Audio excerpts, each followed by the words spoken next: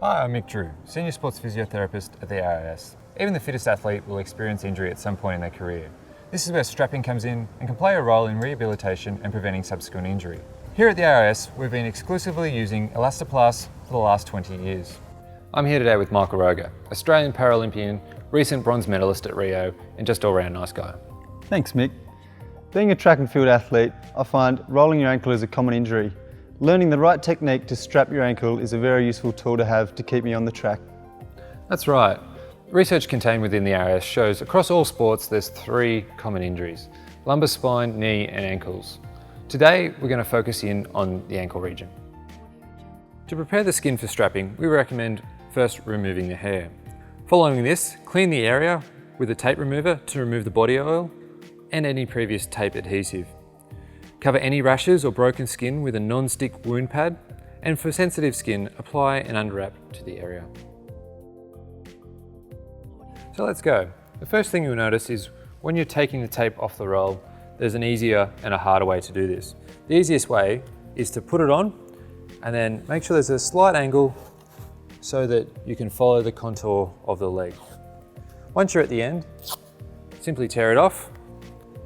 The next thing we're going to do is just overlap by about 1/2 to 1/3, and then once again tear it off. So now we have 2 anchors here.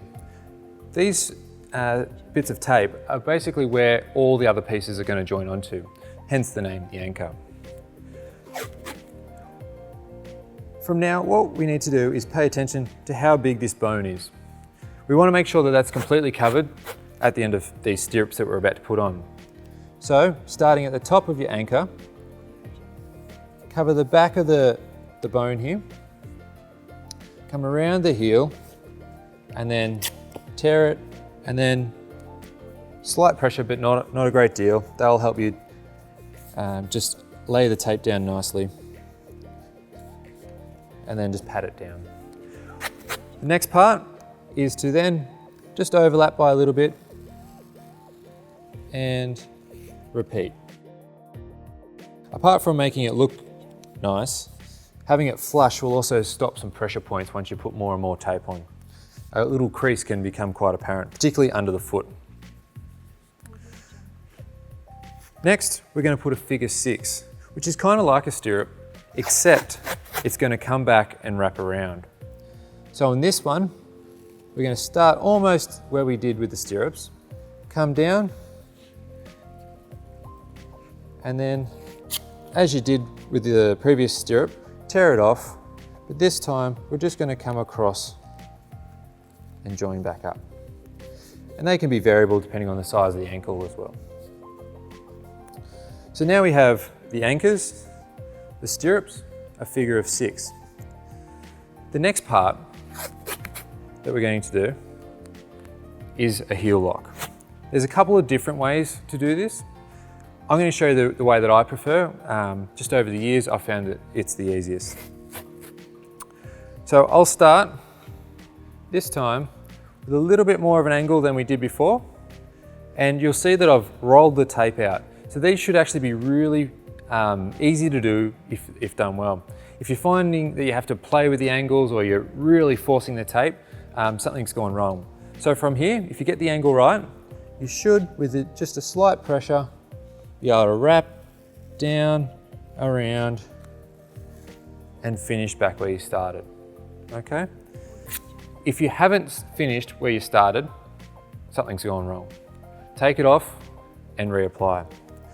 So typically, with a standard ankle strap, keep that foot up, you'll do an ankle lock or a heel lock on both sides. So from the opposite angle now, and we'll do one on both directions.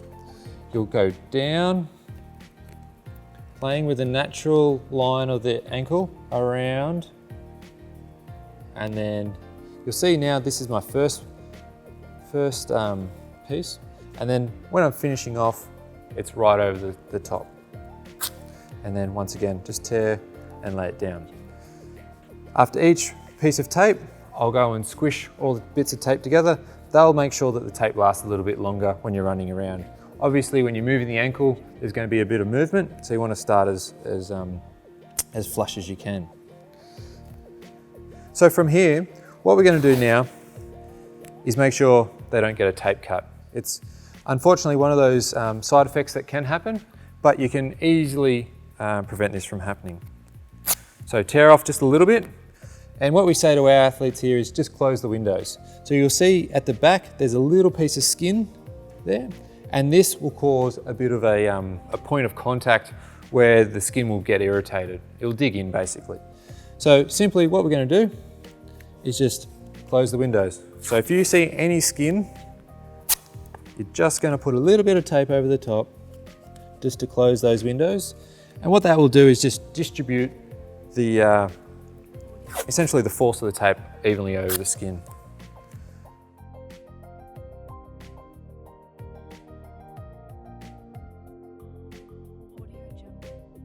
And we're almost there. All we have to do now is make sure it doesn't fall apart once you start running. And we just go back to the first thing we did, which is the anchors.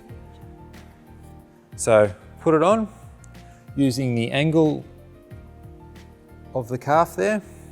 So a slight angle. If you start at a perpendicular angle, you'll end up with a crease at the back. So all you do is slight angle, wrap around, and when you're at the front, just rip it off, and then I'll double check for any windows that are open. And after that, I'll check whether they feel it's too tight or if there's any points of pressure. And that's it. When it's time to remove the tape, there's a couple of considerations that just have to be accounted for. Firstly, it's worth the investment to get some blunt nose scissors. These differ from normal scissors that you would cut cardboard or anything with because they have this little piece of metal here which is blunt, which basically means that you won't cut yourself, okay? So that's the first part. Second part is, we always get asked, how long should I leave it on? Essentially, this type of strapping tape you'd consider as a single use. So one training session, have a shower, and then take it off afterwards. The movement and also the hot water will allow the adhesive just to loosen up a bit, and you'll thank me later. The next part is where to cut. So you'd cut essentially along this line. So in this line, there's no bony prominences. So you're not going to be trying to get the scissors along your bone there. So there's a natural sort of line there. What I would always do is get my finger, slide it down the skin there, and that will give you a little pocket to start, okay? From here, you put the blunt nose scissors along the skin. Don't dive in at an angle, you'll hurt yourself. So just slide them along the skin and then just little by little cut, okay?